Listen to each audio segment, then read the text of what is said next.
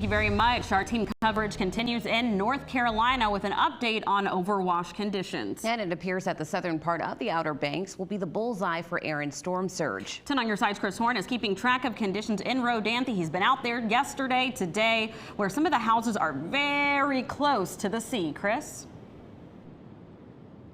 They are indeed, Asia. You can see that one right behind me, and we were watching that all yesterday. This is low tide, so it's just sort of lapping up against the bottom pilings there, no big deal.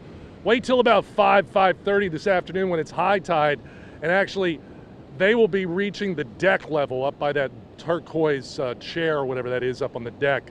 That's where they were headed yesterday, and where I'm standing was a house here as recently as November of last year.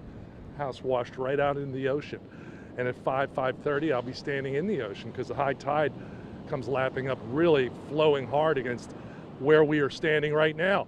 Now, in the past hour, we were on NC 12, and here's some of the things that we saw as we drove down here. Those front end loaders moving sand.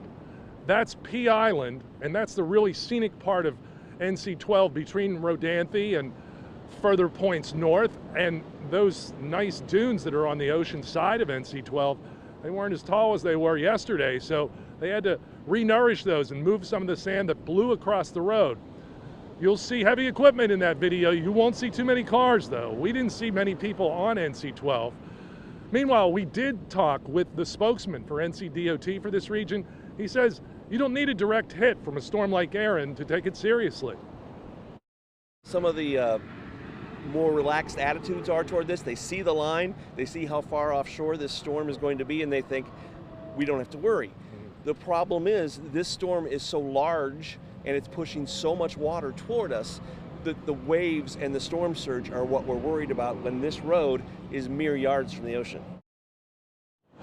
We're under a storm surge warning, a tropical storm warning, and a state of emergency from Governor Stein. Also, the ferries to the south of us, the last one to Swan Quarter went out at 11 o'clock. They are still running the one from Ocracoke to Hatteras, and NCDOT says they'll run those as long as necessary. By about 8 o'clock this morning, they had already evacuated about 2,200 people from Ocracoke. So not a whole lot of activity on the roads right now, Aisha and Lauren, but we're going to be here all afternoon checking out the effects, especially once the tide starts coming in here. We're live in Rodanthe. Back to you guys.